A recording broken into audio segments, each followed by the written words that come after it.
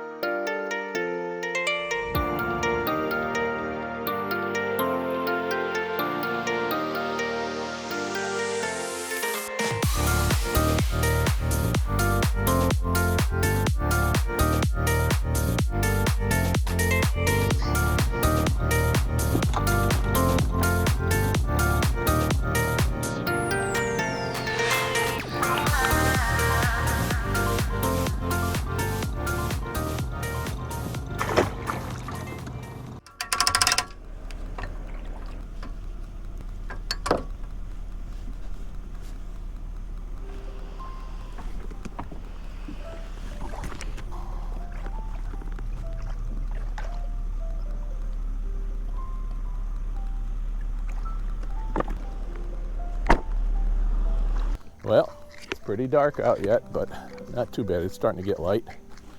The time is 6:32. Sunrise is 6:56. So by the time I get in and get up through the canal into open water, it'll be much more light and sunrise.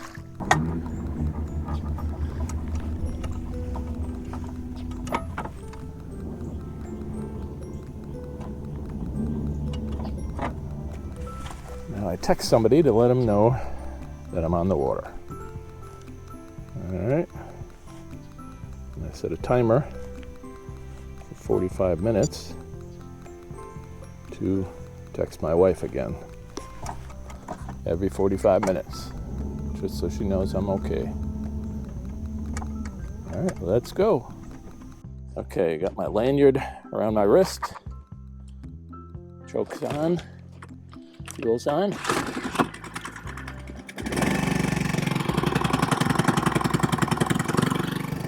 Choke's off.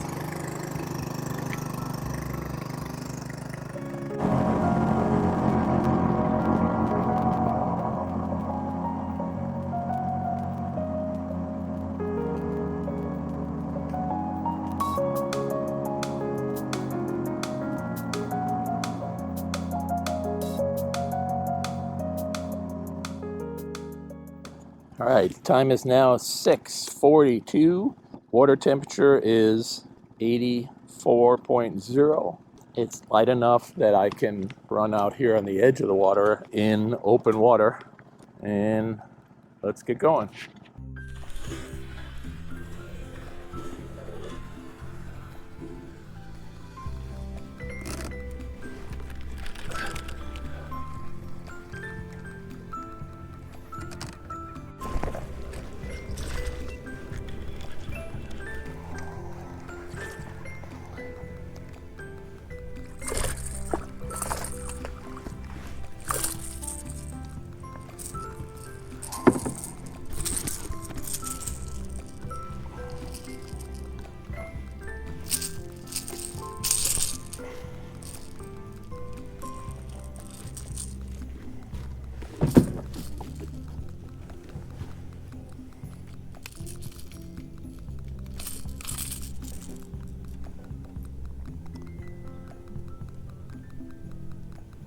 Nice fish.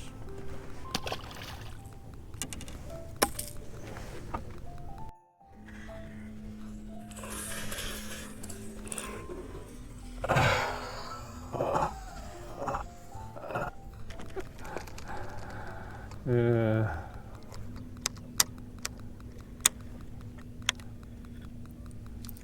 Well, I'm throwing a rattle trap, or what's called a rattling bait.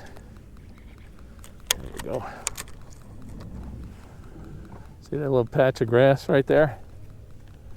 Just this side of that grass. Seems like there's some sitting here. That's not the first bite I got there. Come on. Hit it again.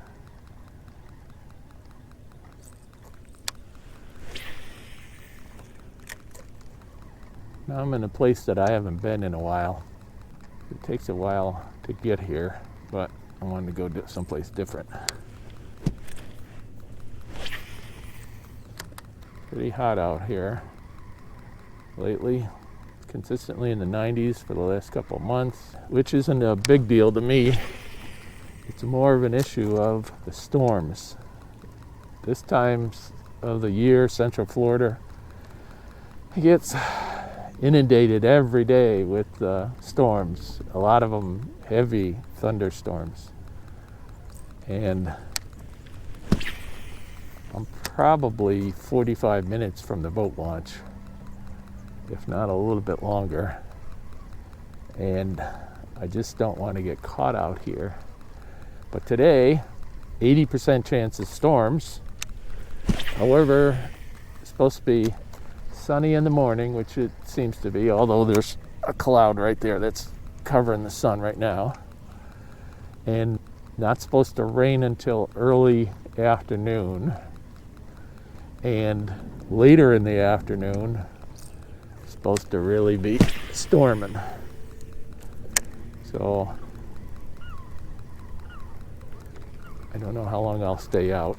On times like this, I'm kind of conservative as far as I start to see the clouds starting to billow. I'm gonna run. Well, I got a number of bites there. Let's slow down a little and throw a worm. Big worm. That's a 10-inch worm. Texas rigged. One advantage of this pole is that it telescopes down to a smaller length, and then it telescopes way out to 6.5 foot, I think it is. So for this boat, it's pretty handy. Lets you store it, but yet have the length that I want. I'd actually prefer it to be a 7 foot, but that's all right. All right, let's let it sink. I'm going to do this a little slow. Let's check my drag. Looking good. All right, the other GoPro's ready to go. Problem with the GoPros is when I first hook a fish, if I don't have the cameras on already, I'm trying to get them turned on, and a lot of times I wind up losing my fish because I'm not paying attention to them. Too much slack in the line, or not a good hook set. I'm reaching for the GoPro so I can show you. This worm's got a little bit of a heavier weight on it. I don't seem to be having a problem pulling it through this hydrilla patch. It's looser, heavy right up, matted on the surface here, and then it gets thinner out here, but there's still some out here. I can feel it. But I'm just trying to throw around it. Let's see what we can do. Just prior to my throwing this fluke here, I had a big blow up along this Kissimmee grass, so I'm trying to throw back again to see if I could get him to hit again.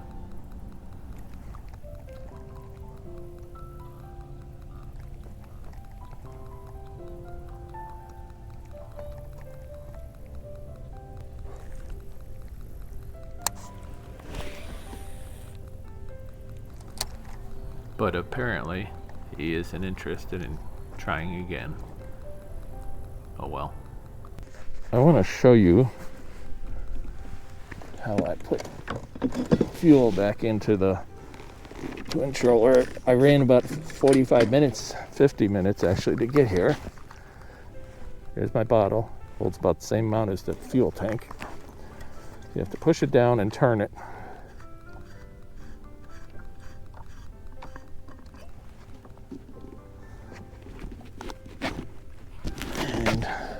Sure I can get you. This has got a wide mouth on this.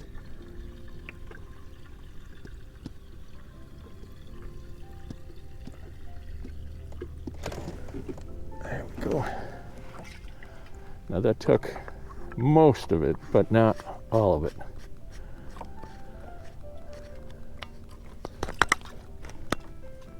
tighten it back up. Slide it back in where I keep it. There's two of them here.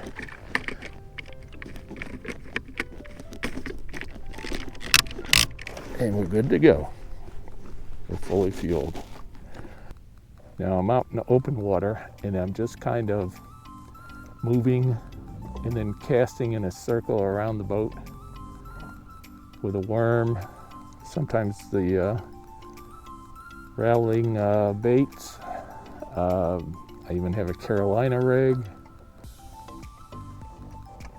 And it's pretty sunny, it's getting hot. If I sound like I talk funny, it's because I have a mask on. Not the mask for Corona, it's a fishing mask, which kind of covers my face partially and makes me talk funny. So sorry about that. It's a gorgeous day out here. It's a real slight breeze. The breeze is coming out of over here, the southwest direction. There's only one boat I've even seen out here today. And that's a boat that's straight ahead over there. It's fishing offshore like I am. Hopefully they're doing better than I am. You know, I often hear people talk about how their boat doesn't track straight, that they want to just put two pedals down and hopefully it'll go straight. Well, I've been moving out here into deeper water, and I've had my right pedal all the way down and then have to feather the other one.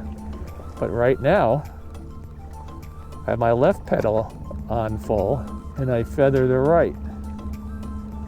Now, why does it do that? I don't really know, but it does.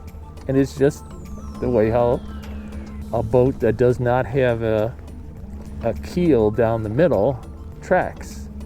It just doesn't track evenly. If I take the right pedal off, which is off now, I track over to the right. So I just keep the left pedal on and occasionally feather the other one to keep me going where I want to go. Now on the way out, it did the opposite. So what's different? Absolutely nothing. The wind is the same, the direction of the wind is the same. There's no current out here. Why it does that, I have no idea. All right, let's just try here. Well, the water temperature out here is 86.5. It's 9:08 in the morning, and I'm just blind casting out here in open water. All right, I'm at a fish marker out here, and I'm just going to try this.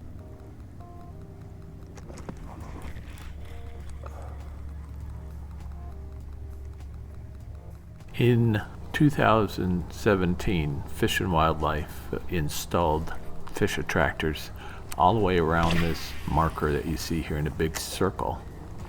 If you've never seen what fish attractors look like, they look like this. Now on this boat there are many of them already made up, and they transport them out into the lake and drop them in a big circle, one at a time over the side, all the way around this, and then they put the marker out here so that people know where they are. The problem is sometimes the fish don't know that. As I fish the rattle trap and even the plastic worm, I can feel the baits striking or crawling over the attractors in the water. They're designed so that generally you won't get hung up on them. Well, with the coronavirus, I guess I should keep my mask on. I fished all the way back from where I was, trying to find scattered hydrilla out in open water. I found some, I fished it, I got no bites. I didn't think that you'd be interested in seeing me just casting, so I didn't include it here. I'm almost back to the boat launch area, and it is blistering hot. The water temperature is now 89.3. It's 11:15 in the morning. See the cloud cover starting to build? It won't be long that it'll be storming out here. Haven't subscribed?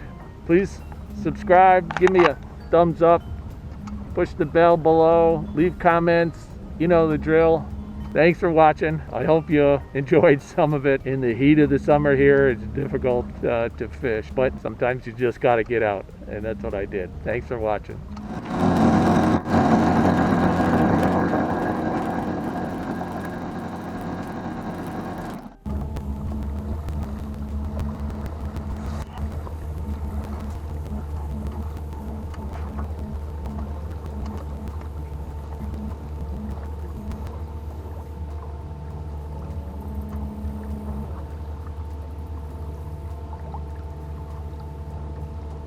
How you doing?